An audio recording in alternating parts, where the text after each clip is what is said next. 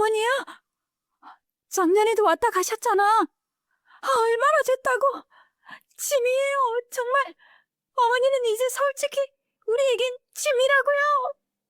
빗속에서 들은 며느리의 한마디가 제 35년 인생을 무너뜨렸습니다. 안녕하세요. 저는 65세 김순자입니다. 오늘 제 인생에서 가장 아팠던 순간의 이야기를 들려드리려고 합니다.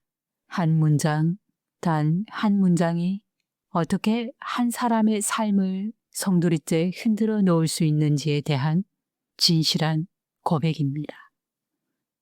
2023년 11월 15일, 비가 억수같이 쏟아지던 밤이었습니다. 저는 서울 마포구 큰아들 민순의 아파트 현관문 앞에 서 있었습니다. 작은 여행 가방 하나를 옆에 두고 젖은 우산을 들고 떨며 초인종을 눌렀습니다. 왜 그날 밤 그곳에 있었을까요? 이틀 전 태풍으로 제가 35년간 혼자 살던 경상도 시골집이 완전히 망가져 도저히 혼자 지낼 수 없는 상황이었습니다. 큰아들과 8년 가까이를 거의 연락 없이 지냈지만 선택의 여지가 없었습니다. 저는 며칠을 고민했습니다.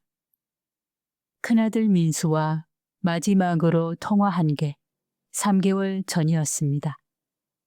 작은 아들 진수는 6개월도 넘었습니다. 갑자기 찾아가도 될까요? 하지만 정말 어쩔 수 없었습니다.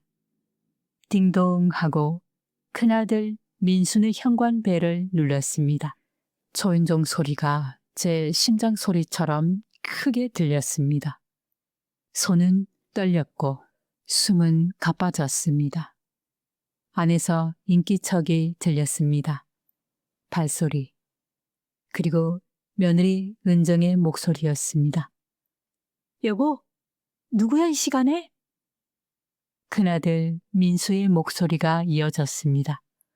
글쎄, 잠깐만. 저는 가슴이 두근거렸습니다. 반가워해줄까? 아니면 부담스러워할까? 온갖 생각들이 머릿속을 스쳤습니다. 얼굴도 1년 넘게 못 봤는데 갑자기 나타난 엄마를 보면 뭐라고 할까요? 그런데 문이 열리기 직전 안쪽에서 며느리 은정의 목소리가 들려왔습니다. 낮게, 하지만 선명하게. 여보, 제발, 우리 인생 좀 살면 안 돼요? 저는 그 자리에 얼어붙었습니다.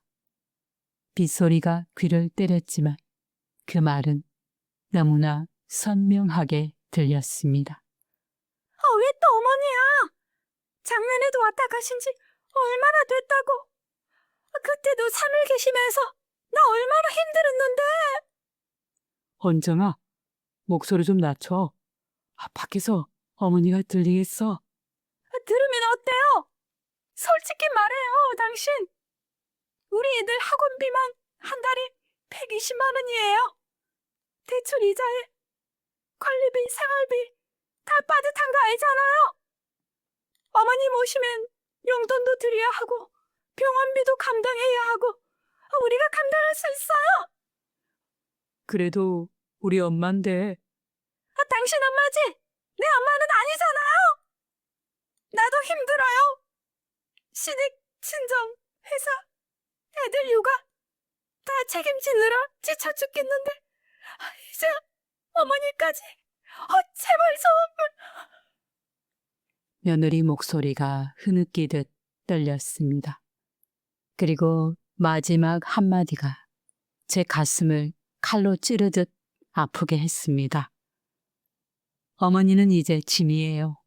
솔직히 짐이라고요. 짐.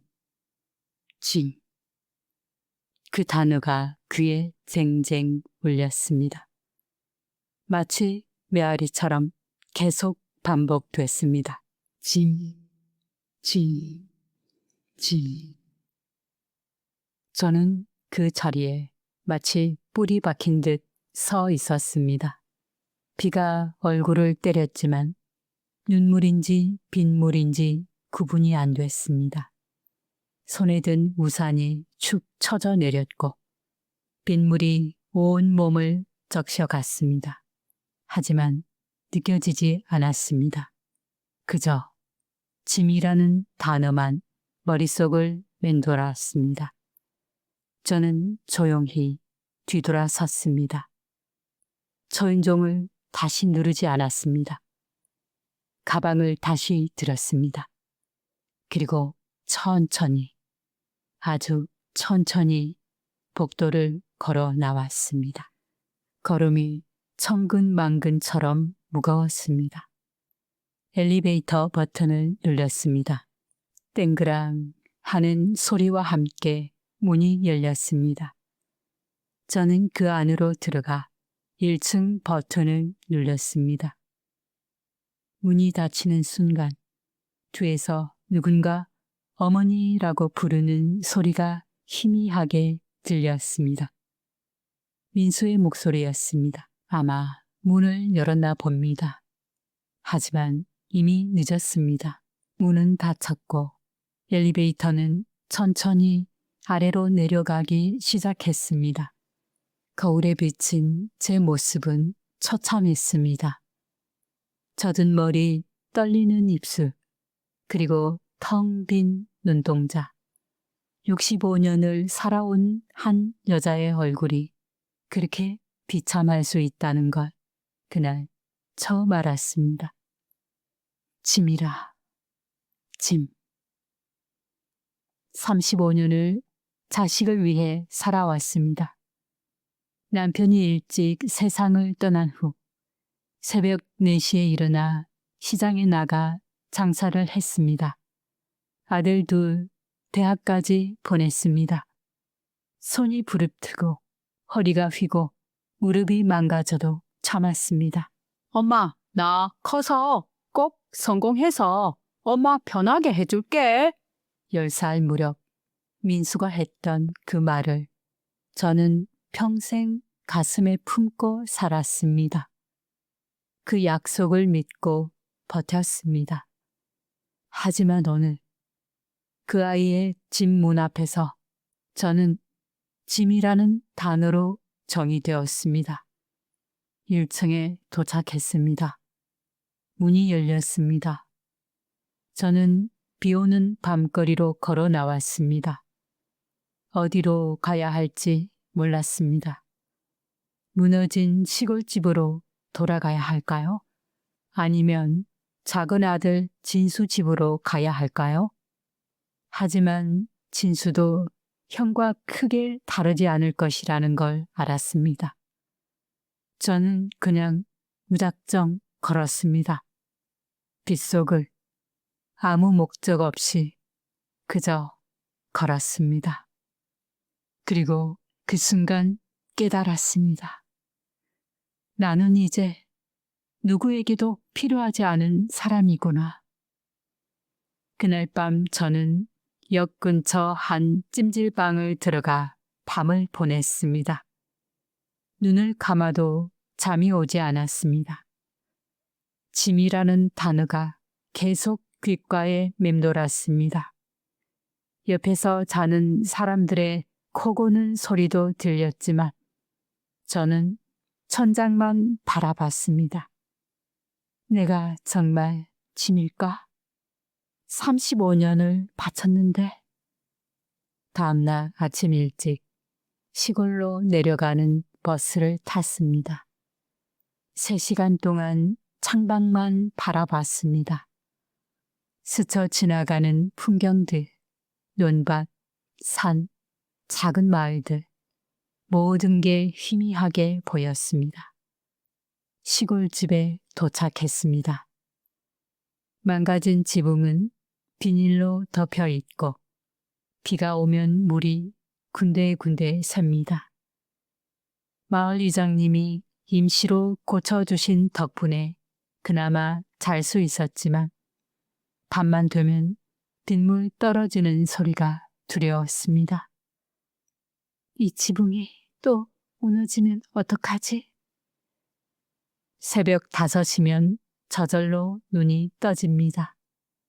35년 동안 시장 장사를 하며 몸에 밴 습관입니다. 지금은 장사를 하지 않지만 몸은 기억하고 있습니다. 일어나서 할 일이 없어도 눈이 그냥 떠집니다. 부엌으로 가서 밥을 합니다. 쌀 1컵, 예전엔 가족들 목까지 해서 솥 가득 지었는데 이제는 1컵이면 충분합니다. 아니, 1컵도 남습니다. 저녁에 남은 밥을 다음날 아침에 또 먹고 그러다 보면 밥이 누렇게 변할 때도 있습니다. 하지만 버리지 못합니다. 아깝습니다.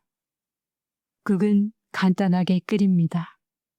된장 1숟갈, 두부 반모, 파 조금, 반찬은 김치 하나면 됩니다. 예전엔 반찬을 7가지씩 만들었습니다.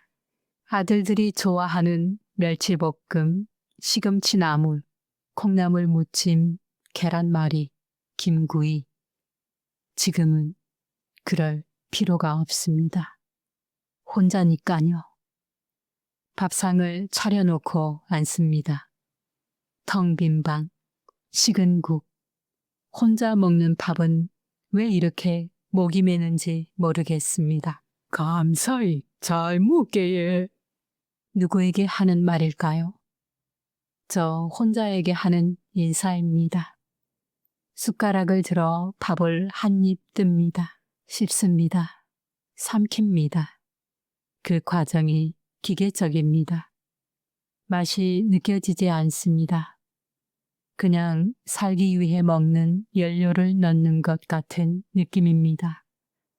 식사를 마치고 설거지를 합니다. 그릇 하나, 국그릇 하나, 숟가락 하나, 젓가락 한 쌍. 예전엔 설거지가 산더미처럼 쌓였는데 이제는 5분이면 끝납니다. 끝나고 나면 오히려 허전합니다. 할 일이 없으니까요. 시계를 봅니다. 아침 6시 30분. 하루가 아직 너무 길게 남았습니다.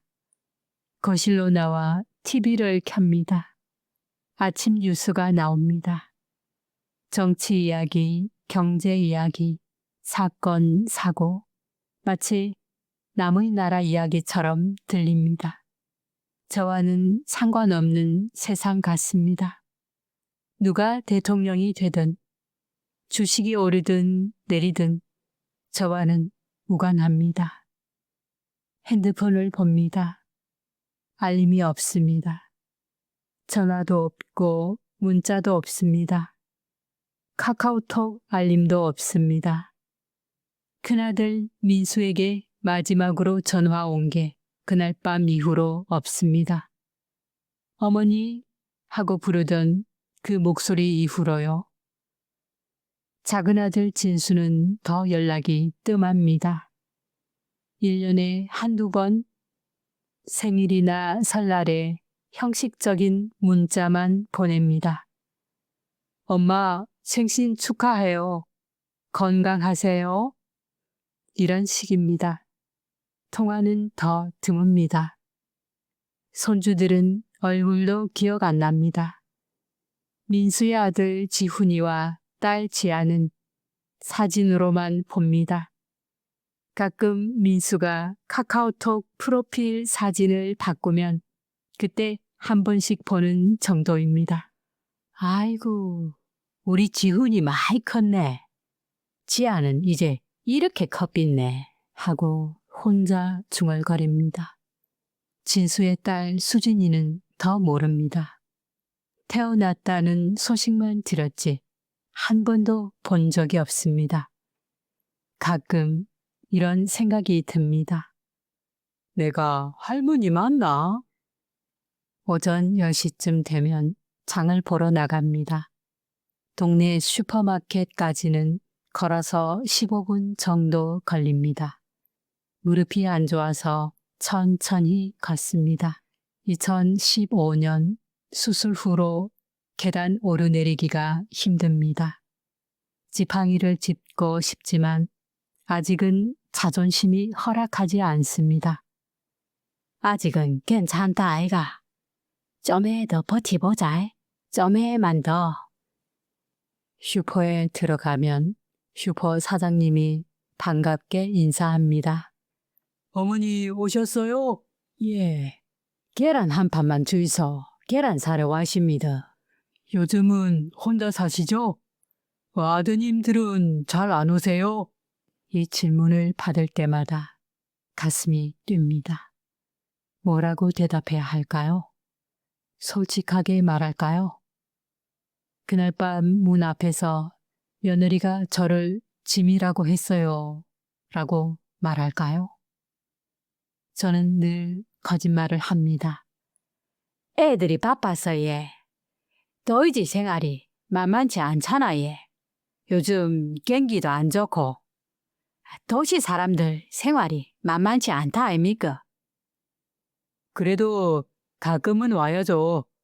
부모님 혼자 계시는데. 사장님은 안타까워합니다. 하지만 저는 웃으며 말합니다. 괜찮아 예. 애들 잘 사는 게 효도지 뭐. 저는 건강하니까 혼자서도 잘 지냅니다. 우리 아들 잘 살아주는 거 그게 효도지 뭐. 효도가 별겁니까? 새빨간 거짓말입니다. 전혀 괜찮지 않습니다. 매일 밤 전화기를 붙잡고 아들들 전화번호를 한참 바라봅니다. 전화를 걸까 말까 몇 번 고민합니다. 손가락이 번호 위에서 맴돕니다. 하지만 결국 들으지 못합니다. 백이지 뭐. 안 되지. 절대 안 된다 하모. 또 짐이라고 생각하모. 우짜끼고. 그날 밤에 그 말 들었다 아이가. 계란 한 판을 삽니다. 혼자 먹는데 한 판이면 한 달은 갑니다. 예전엔 일주일에 2판씩 샀는데 말이죠. 두부 한 모, 우유 한 팩, 바나나 3개, 장바구니가 텅 비어 보입니다. 계산을 하고 나오는데 옆에서 손주 손잡고 장 보는 할머니가 보입니다. 할머니, 이거 사줘. 그래, 우리 강이 좋아하는 걸 사자. 그 모습을 보는 제 가슴이 미어집니다. 나도 저러고 싶은데 지훈이 지아랑 저렇게 장 보고 싶은데. 1988년 봄, 제가 30살이던 해, 남편 김태식이 간암으로 세상을 떠났습니다. 36살의 나이였습니다. 8살 민수, 6살 진수를 남겨두고 떠났습니다. 병원의 의사가 말했습니다. 길어야 3개월입니다. 남편은 석 달을 버티지 못하고 2달 만에 떠났습니다. 장례식장에서 저는 울지 못했습니다. 울 여유가 없었습니다. 2 아들이 제 치마폭을 붙잡고 엄마, 아빠 어디 갔어? 라고 물었지만 저는 무슨 말을 해야 할지 몰랐습니다. 아빠는 하늘나라에 가셨다 아이가. 그럼 언제 오는데? 안 와? 어떻게 설명해야 할까요? 죽음이 무엇인지, 영원한 이별이 무엇인지, 10살, 8살 아이들에게 어떻게 설명할 수 있을까요? 장례를 치르고 나니 통장에 남은 돈은 120만 원이었습니다. 남편이 평생 공장에서 일하며 모은 전 재산이었습니다.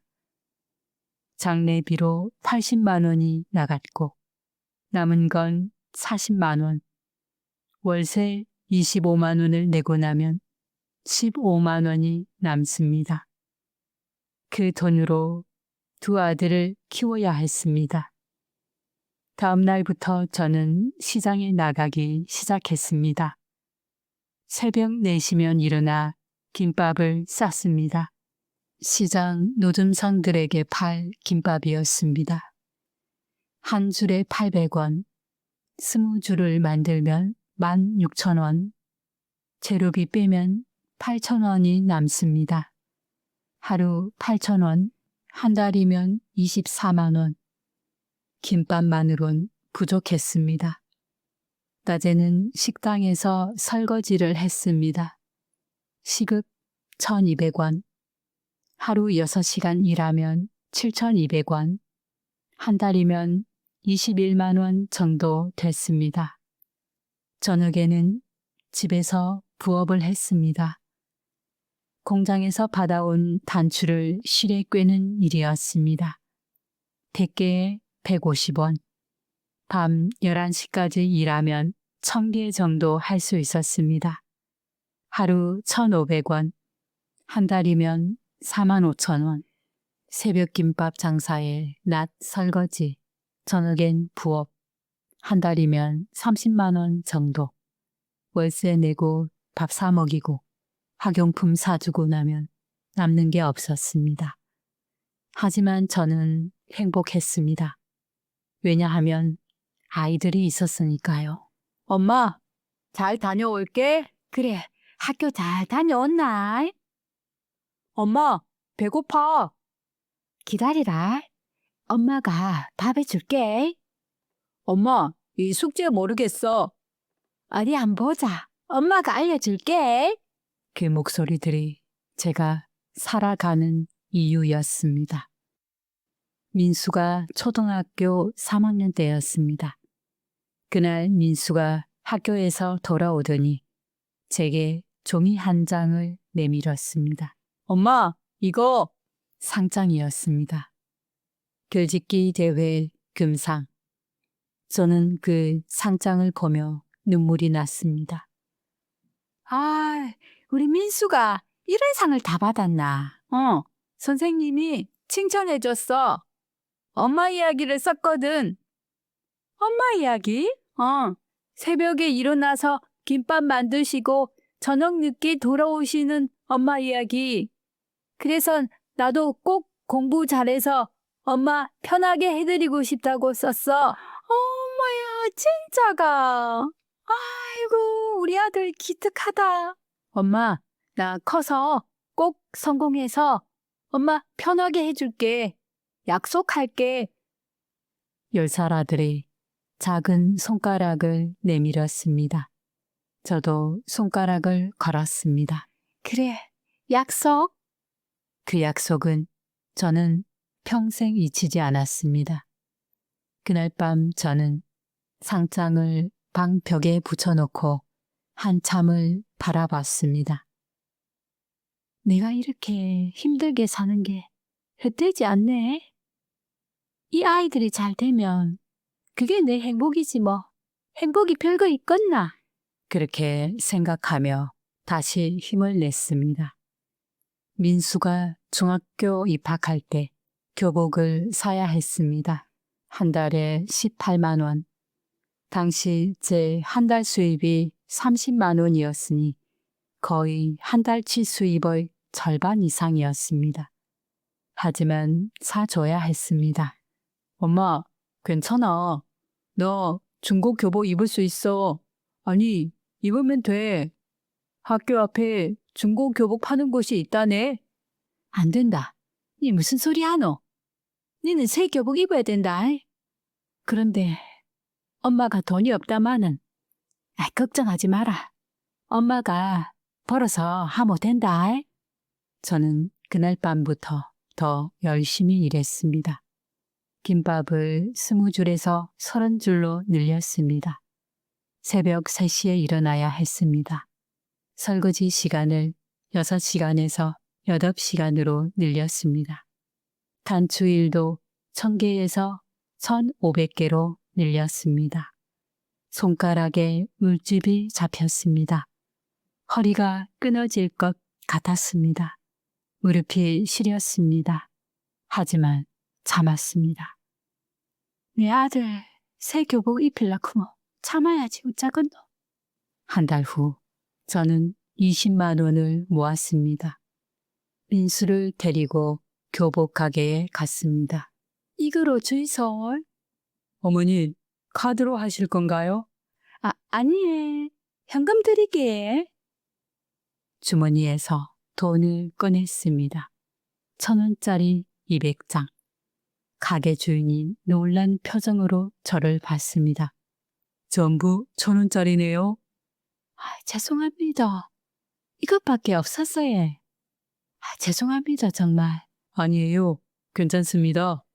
돈을 세는 동안 민수가 제 손을 꽉 잡았습니다. 엄마, 고마워. 무시 고마워. 당연한 기지. 교복을 입은 민수를 보며 저는 눈물이 났습니다. 우리 아들 진짜로 멋있다. 민수는 공부를 잘했습니다. 중학교 때 전교 10등 안에 들었고 고등학교는 인문계 고등학교에 합격했습니다. 진수도 형을 따라 공부에 매진했습니다. 두 아들 모두 대학에 보내고 싶었습니다. 하지만 등록금이 문제였습니다. 당시 대학 등록금이 한 학기에 250만 원, 1년이면 500만 원, 두 아들이면 1,000만 원. 제가 거의 3년을 벌어야 하는 돈이었습니다. 저는 대출을 받았습니다. 시장 상인들 사이에서 돌아가는 사채였습니다. 이자가 월 5% 높았지만 어쩔 수 없었습니다. 은행에서는 담보가 없어서 대출을 해주지 않았습니다. 순자 씨, 이자 감당할 수 있어요? 1,000만 원 빌리면 한 달에 50만 원씩 이자만 나가요. 해야지. 애들 대학은 보내야 할 거 아닙니까? 그래도 이건... 괜찮아요. 제가 더 열심히 일하면 되지. 그렇게 저는 빚을 내었습니다. 그리고 더 열심히 일했습니다. 새벽 3시에 일어나 김밥을 더 많이 만들었습니다. 난 일을 하나 더 추가했습니다.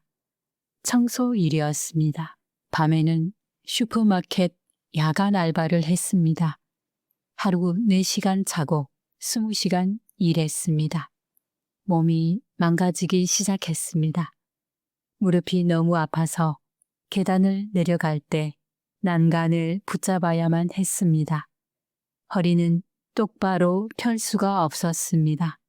손가락 마디가 부어올랐습니다. 하지만 병원에 갈 시간도 돈도 없었습니다. 참자. 조금만 더 참자. 애들 대학만 졸업시키면 된다 아이가. 2006년 드디어 민수가 대학을 졸업했습니다.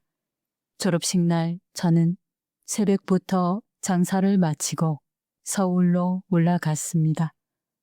낡은 옷이 부끄러워서 백화점에서 제일 싸게 파는 옷을 하나 샀습니다.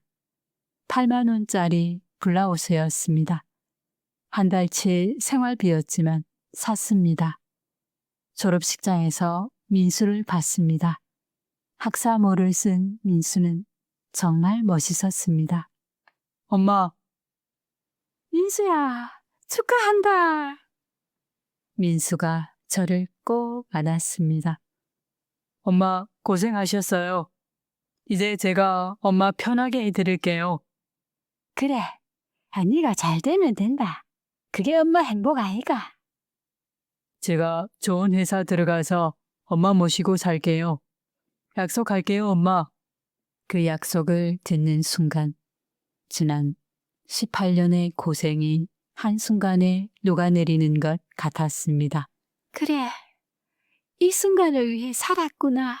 졸업식이 끝나고 민수 친구들이 다가왔습니다. 민수야, 어머님시구나. 응, 우리 엄마야. 어머님, 민수 정말 효자예요. 항상 어머님 이야기 하더라고요. 그 말을 들으며 저는 뿌듯했습니다. 내가 잘 키웠구나, 힘들어도. 그날 저는 세상에서 가장 행복한 엄마였습니다. 2008년 진수도 대학을 졸업했습니다. 민수는 대기업에 취업했고 진수는 중소기업에 들어갔습니다. 두 아들 모두 사회인이 되었습니다.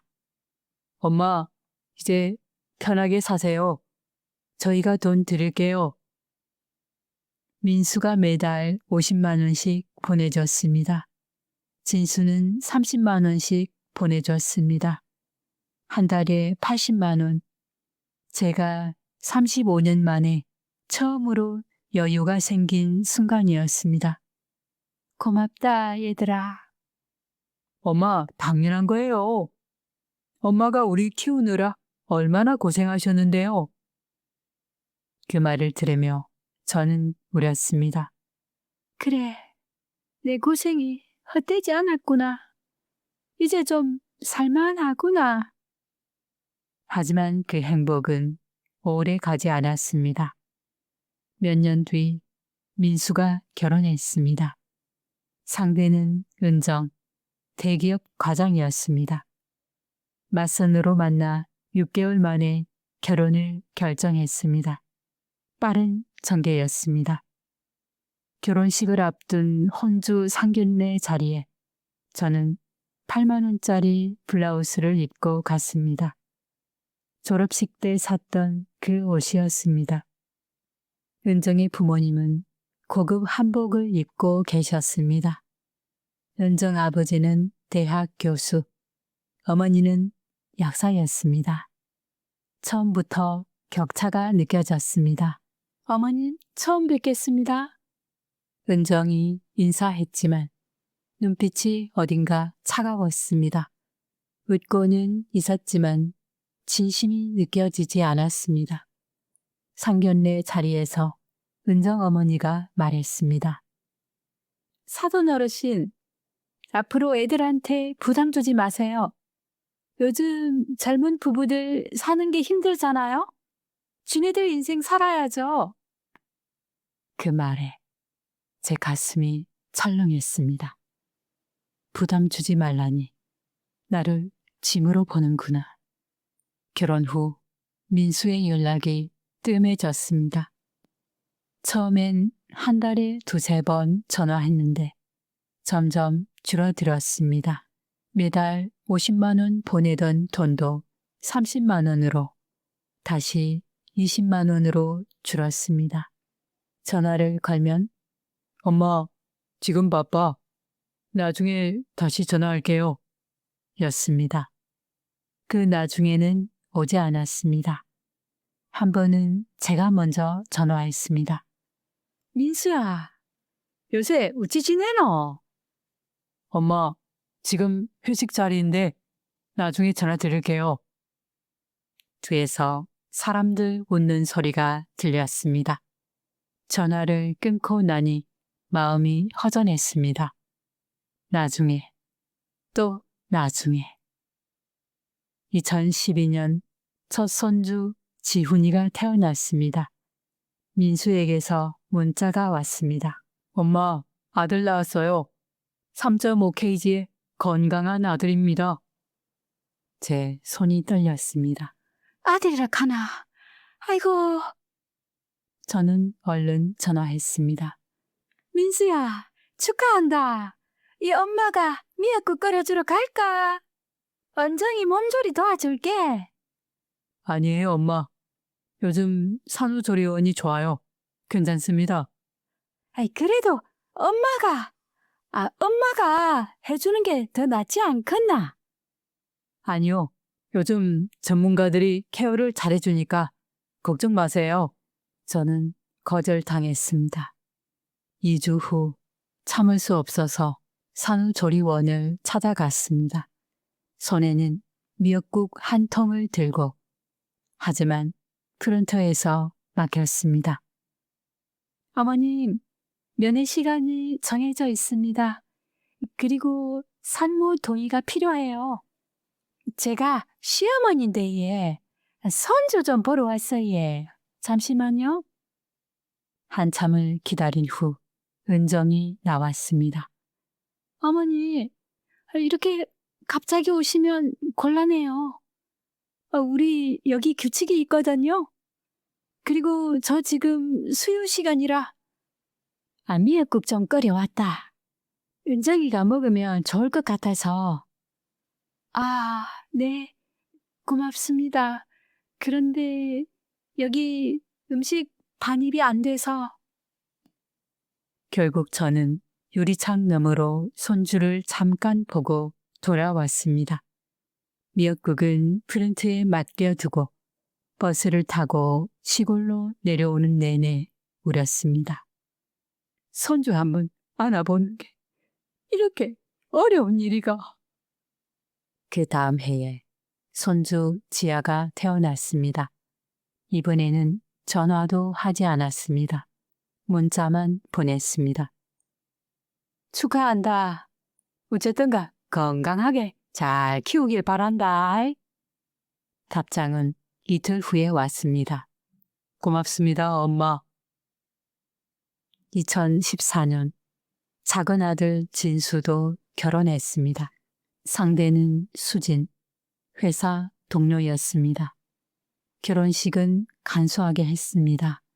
하객도 적었습니다.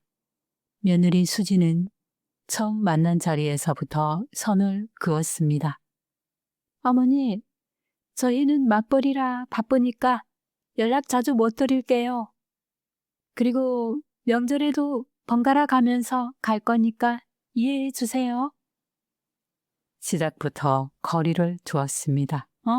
잘 알겠다. 어쨌든가 열심히 살아라. 2015년 제가 무릎 수술을 해야 했습니다. 계단을 오르다가 미끄러져서 인대가 끊어졌습니다. 병원에서 의사가 말했습니다. 수술 안 받으면 앞으로 걷기 힘들어요. 비용이 300만 원이 나왔습니다. 민수에게 전화했습니다. 민수야, 엄만데, 미안한데 무릎 수술을 해야 하거든. 비용이 한 300만 원이나 든다네. 미안한데 엄마, 지금 지훈이 학원비랑 지아 어린이집 때문에 요즘 저희들 힘들어요. 진짜 한 푼도 없어요. 진수한테 한번 물어보세요.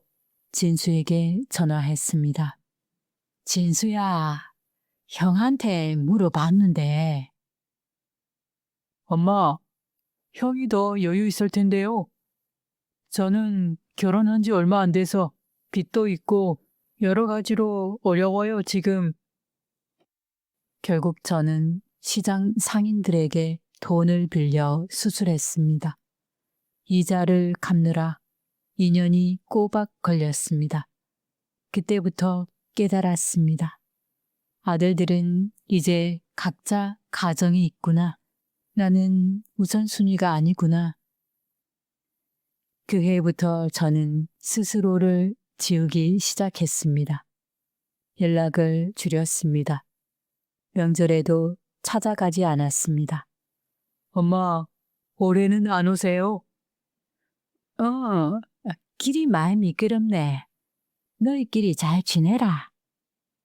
사실은 환영받지 못한다는 걸 알았기 때문입니다. 2016년부터 2023년까지 7년 아들들과 거의 연락하지 않고 지냈습니다. 1년에 서너 번 전화하는 게 전부였습니다. 명절에도 혼자 보냈습니다. 손주들도 사진으로만 봤습니다. 그게 아들들에게 부담 주지 않고 도와주는 것이라 생각했습니다. 그렇게 자식들과 멀어졌습니다. 하지만 가슴은 매일 찢어질 듯 아팠습니다. 내가 키운 아들들인데, 손주들인데, 내가 우치 키운 아들들인데. 2023년 9월 13일 밤 태풍이 왔습니다. TV에서 기상청 경보가 나왔습니다. 남부지방에 강한 태풍이 상륙합니다. 주민 여러분은 안전에 유의하시기 바랍니다. 저는 창문을 닫고 잠그고 비닐을 덧댔습니다. 이미 낡은 집이라 걱정이었습니다. 밤 10시쯤 굉음이 들렸습니다. 쿵 하더니 집의 천장이 무너져 내렸습니다. 침대가 깔렸습니다. 만약 제가 자고 있었다면 큰일 날 뻔했습니다. 마을 이장님이 달려왔습니다. 순자 어머니, 괜찮아요? 예. 다행히 저는 거실에 있어서. 이거 큰일 났네요. 지붕 완전히 나갔어요. 이대로는 여기서 못 살아요. 저는 마을 회관에서 뜬 눈으로 밤을 새우고 다음날 이른 아침에 집을 확인했습니다. 지붕이 일부 날아가고 내려앉아 새로 복구하지 않고는 지낼 수 없었고 집의 위치도 낮아 밤새 쏟아진 마을의 빗물이 저희 집으로 쏟아져 들어와 마치 집마당이 거의 강을 방불케 하였습니다. 순자 어머니, 이렇게 위험한 데서 혼자 계시면 안 돼요. 위험해요. 당장 아들들한테 가세요. 아들, 예? 그런데. 그런 데가 어디 있어요? 지붕도 사라지고 지금 여기서는 도저히 지낼 수 없어요. 저는 머뭇거렸습니다. 8년 동안 거의 연락 없이 지냈는데 갑자기 아들 집에 찾아가도 될까예? 민수에게 전화라도 한번 해볼까예? 아니면 둘째 진수에게? 하지만 전화번호를 누를 용기가 나지 않았습니다. 폐 끼치면 안 되는데 또 부담스러워할 낀데. 폐 끼치면 안 되는데 이 얼마나 부담스러워 하겠노 또. 하지만 더 이상 선택의 여지가 없었습니다. 이장님이 말했습니다. 내일 또 큰 비가 온대요. 여기 있으면 진짜 위험해요. 결국 저는 작은 가방 하나 챙겨서 서울로 가기로 결정했습니다. 이틀 뒤 저녁, 서울행 버스를 탔습니다. 3시간 동안 창밖만 바라보았습니다. 아들들이 반가워할까? 아니면 부담스러워할까? 온갖 생각이 머릿속을 스쳤습니다. 민수네 아파트에 도착한 건 밤 9시. 비가 억수같이 쏟아졌습니다. 아파트 앞에 서서 한참을 망설였습니다. 초인종을 누를까 말까. 30분을 서 있었습니다. 경비원이 이상하게 쳐다보았습니다. 용기 내자. 그래도 내 아들 아이가. 저는 떨리는 손으로 초인종을 눌렀던 것입니다. 그리고 저는 며느리의 충격적인 한마디를 듣고 다시 빗속으로 걸어 나와야만 했습니다. 그렇게 찜질방에서 밤을 보내고 돌아온 후 저는 망가진 시골집에서 며칠을 보냈습니다. 아들들한테 연락이 올까 싶어 핸드폰을 계속 확인했지만 아무 소식이 없었습니다. 역시 아무것도 모르는구나, 아들들은. 그런데 일주일쯤 지났을 때였습니다. 갑자기 민수에게서 전화가 와 있었습니다. 하루 동안 10통이 넘게 왔습니다. 문자도 왔습니다. 엄마, 전화 좀 받아주세요. 죄송합니다. 제발 전화 좀 받아주세요. 저는 받지 않았습니다. 뭐라고 말해야 할지 몰랐습니다. 그런데 며칠 후 민수와 진수가 함께 시골집으로 찾아왔습니다.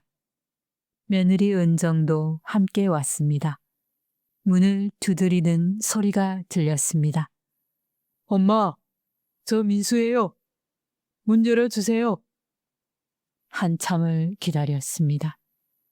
저는 마음의 준비를 하고 천천히 문을 열었습니다. 그 순간 민수와 진수가 제 앞에서 무릎을 꿇었습니다. 며느리 은정도 함께 고개를 숙였습니다. 엄마, 죄송합니다.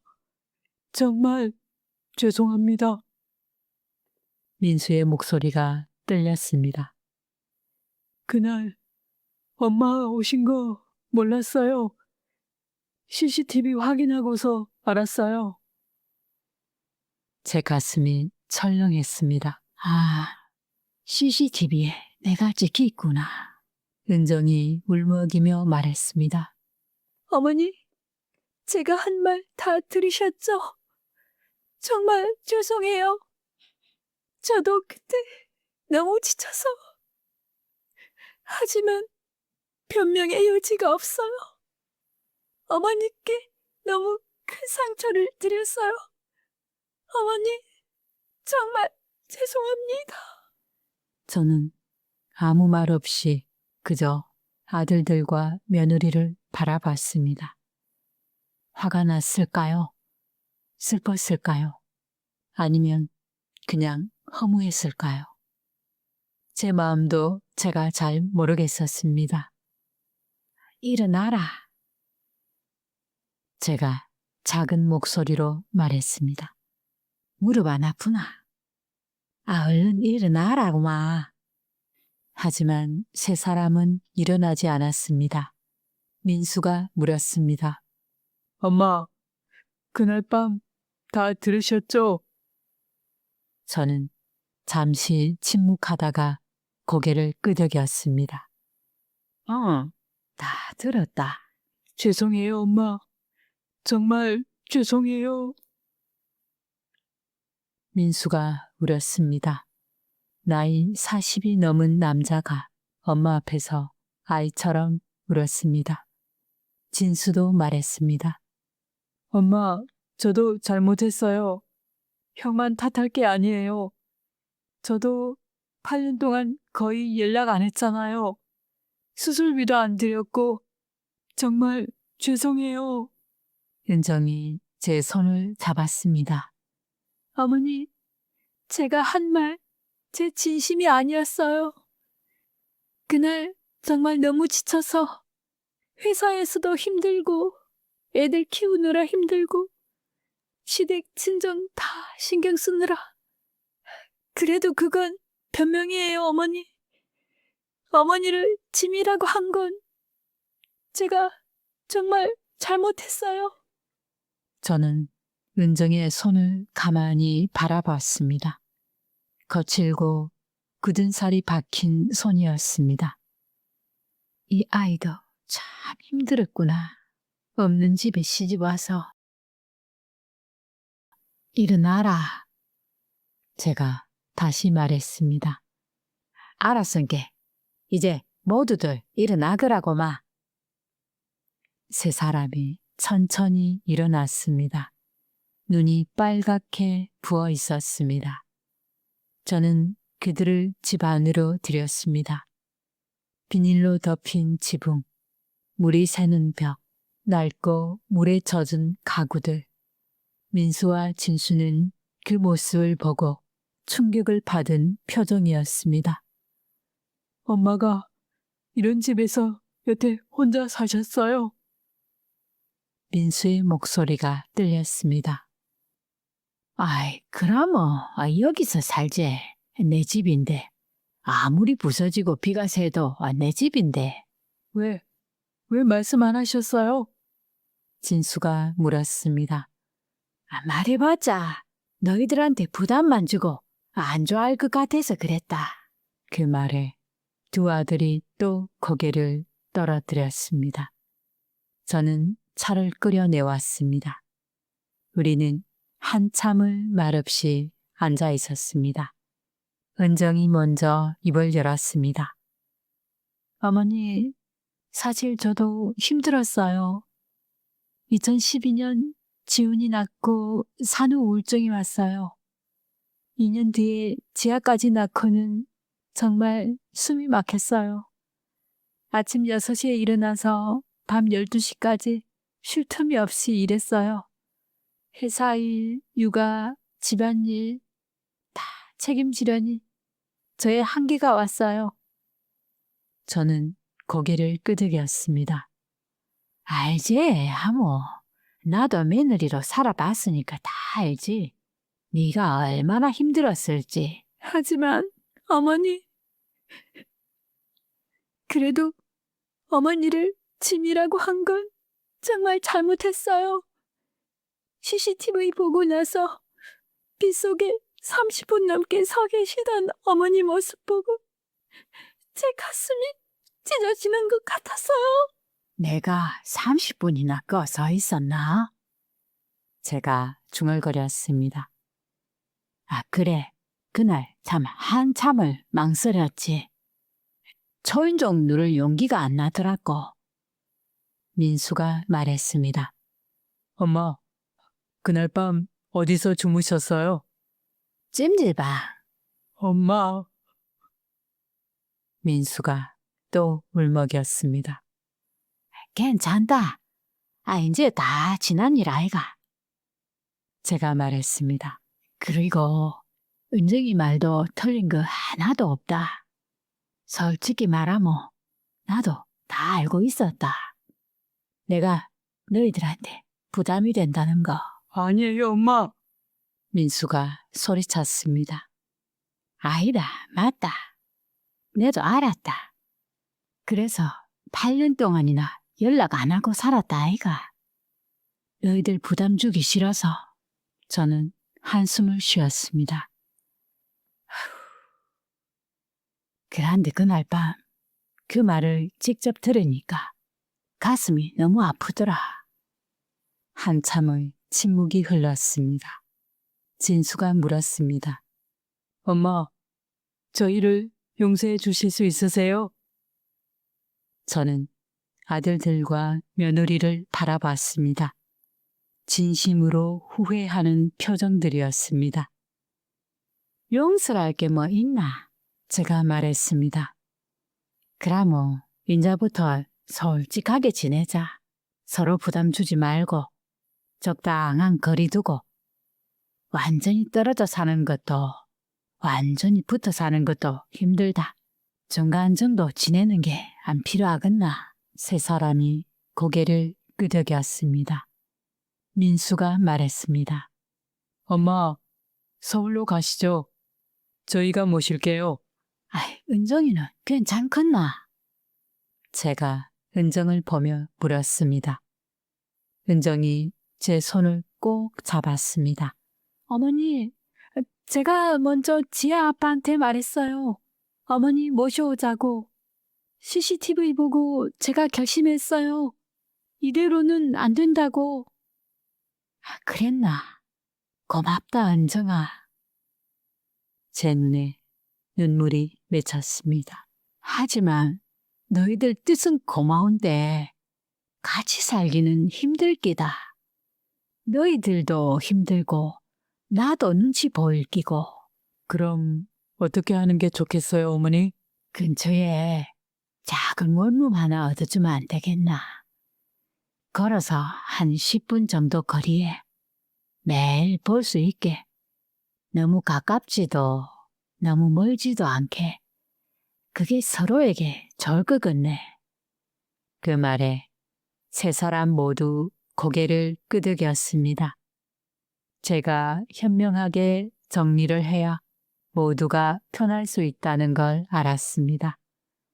짐을 정리하는 동안 많은 이야기를 나눴습니다. 8년 동안 못한 이야기들을 쏟아냈습니다. 아들들은 그동안 얼마나 후회했는지, 은정은 얼마나 죄책감에 시달렸는지 이야기했습니다. 엄마, 그날 밤 혹시나 하는 마음에 엘리베이터에서 어머니 하고 불렀는데 문이 닫혔어요. 민수가 말했습니다. 그때 뭔가 이상하다 싶었어요. 근데 설마 엄마일 줄은. 들었다. 그때 목소리 들리는 거. 제가 말했습니다. 하지만 이미 늦었더라고. 문은 닫혔고. 엄마. 민수가 또 눈물을 흘렸습니다. 아이, 그만 울어라. 남자가 그렇게 울면 되나? 저는 아들 머리를 쓰다듬었습니다. 이제 다시 시작하면 된다. 과거는 과거 아이가.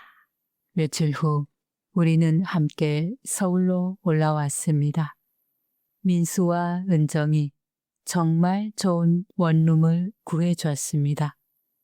민수네 아파트에서 도보 10분 거리, 깨끗하고 햇빛 잘 드는 곳이었습니다.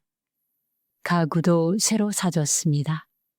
침대, 냉장고, 세탁기, 팁을, 작은 식탁까지. 비용 너무 많이 들었지? 미안하다. 제가 말했습니다. 무슨 말씀이세요? 엄마, 당연한 거예요. 그동안 못해드린 거 생각하면.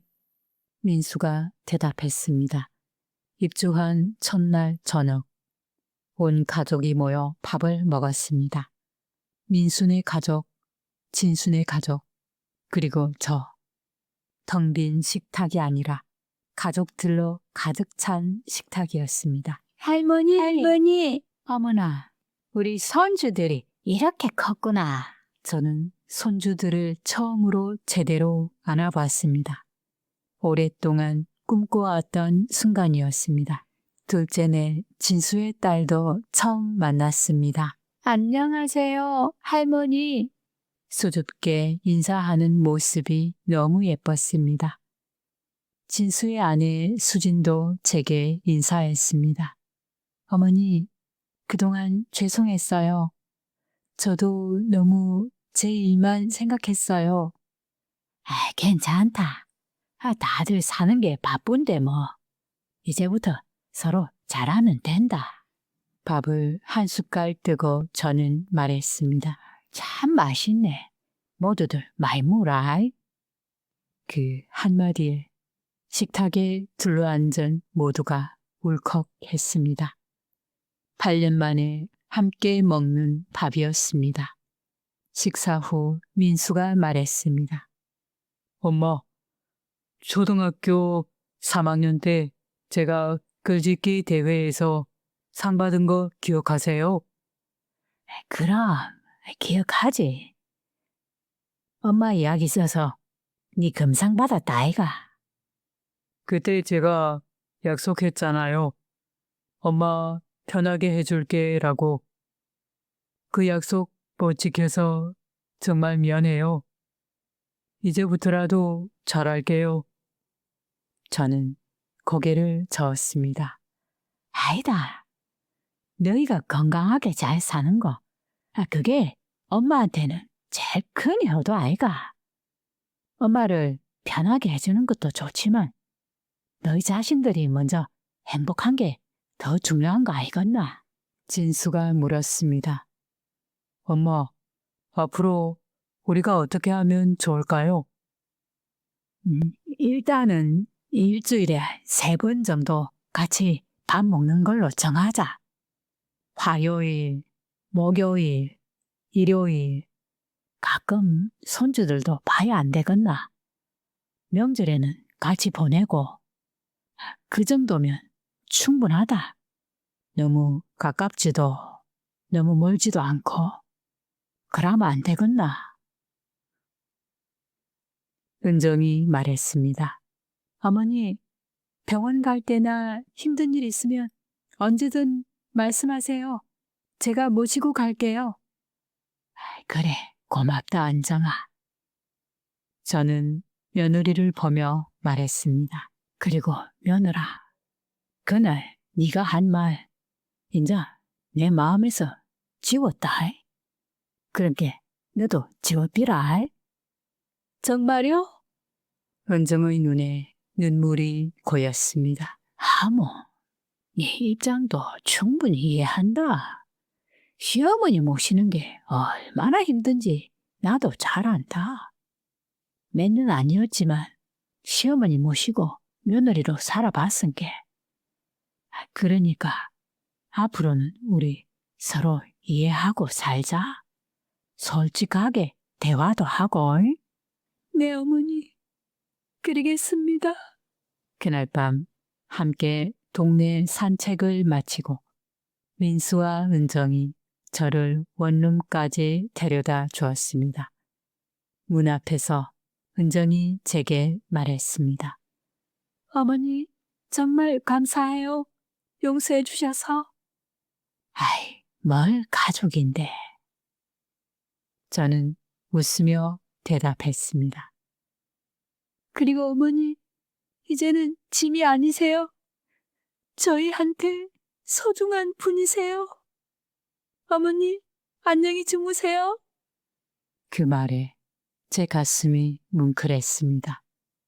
그날 밤 빗속에서 들었던 짐이라는 단어가 완전히 지워지는 순간이었습니다. 2024년 현재 저는 작은 원룸에서 편안하게 지내고 있습니다. 일주일에 3번 같이 저녁을 먹습니다. 화요일, 목요일, 일요일 제가 반찬을 만들어 갈 때도 있고 은정이가 해온 음식을 함께 먹을 때도 있습니다. 지훈이와 지아는 할머니를 정말 좋아합니다. 엄마, 오늘 할머니 집 가는 날이야? 응, 가자. 가서 저녁 먹고 오자. 와, 신난다. 아이들이 달려오면 저는 옛날 이야기도 들려주고 종이 접기도 가르쳐 줍니다. 명절에는 모두 모입니다. 민수네, 진수네, 그리고 저 세 가정이 모여서 북적북적 시끌벅적하지만 행복합니다. 얼마 전에는 이런 일도 있었습니다. 제가 감기에 걸렸는데 은정이가 퇴근하고 바로 달려와서 죽을 끓여줬습니다. 어머니, 약 드셨어요? 아, 못다. 내일 병원 가실 거죠? 제가 모시고 갈게요. 그 모습을 보며 저는 생각했습니다. 이 아도 참 바르고 착하구나. 그날 밤 그 말은 지가 얼마나 힘들었으면 내한테 그런 말을 했군요. 며칠 전 민수가 제게 말했습니다. 엄마 보면서 우리도 배웠어요. 우리도 늙으면 애들한테 부담 주지 말고 엄마처럼 현명하게 적당한 거리 두고 살자고 은정이랑 그렇게 얘기했어요. 그 말을 듣고 저는 뿌듯했습니다. 제 경험이 아들 부부에게 교훈이 되었구나 싶었습니다. 여전히 저는 가끔 생각합니다. 그날 밤 문 앞에서 들은 그 말. 어머니는 이제 짐이에요. 아팠습니다. 정말 많이 아팠습니다. 하지만 그 말이 우리 가족을 다시 돌아보게 만들었습니다. 서로의 입장을 이해하게 만들었습니다. 그리고 적절한 거리가 필요하다는 걸 깨닫게 했습니다. 자식을 키우는 건 투자가 아닙니다. 대가를 바라는 것도 아닙니다. 하지만 서로가 완전히 잊히는 것도 슬픈 일입니다. 부모와 자식, 시부모와 며느리, 그 관계는 끊임없는 이해와 소통, 그리고 적절한 거리가 필요합니다. 우리도 언젠가 부모가 되고 시부모가 됩니다. 그때를 위해 지금부터 준비를 해야 합니다. 서로를 이해하는 연습을 해야 합니다. 지금 이 이야기를 들으시는 여러분, 혹시 부모님께 오랫동안 연락하지 못하셨나요? 그럼 오늘 한번 전화해 보세요. 엄마, 잘 지내세요? 그 한마디면 충분합니다. 혹시 시부모님과 불편한 관계이신가요? 먼저 손 내밀어 보세요. 솔직한 대화가 관계를 회복시킵니다. 혹시 며느리 사위와 거리가 먼 부모님이 계신가요? 내가 너무 너희들한테 부담 줬니? 미안하다. 앞으로는 적당한 거리 두고 지내자. 이렇게 먼저 말씀해 보세요. 작은 관심 하나, 전화 한 통이 누군가에겐 세상 전부일 수 있습니다. 사랑은 완벽함이 아니라 서로의 부족함을 인정하고 채워가는 과정입니다. 이 이야기가 여러분께 작은 울림이라도 되었다면 구독과 좋아요로 저에게 힘을 주세요. 여러분의 관심이 더 많은 가슴 따뜻한 이야기를 전해드릴 수 있는 원동력이 됩니다. 그리고 혹시 비슷한 경험이 있으시거나 주변에 도움이 필요한 분이 계시다면 댓글로 나눠주세요. 우리 모두가 서로의 작은 목소리에 귀 기울이는 따뜻한 세상을 만들어 갔으면 좋겠습니다. 다음 영상에서도 여러분의 마음을 울리는 진짜 이야기로 찾아뵙겠습니다. 감사합니다.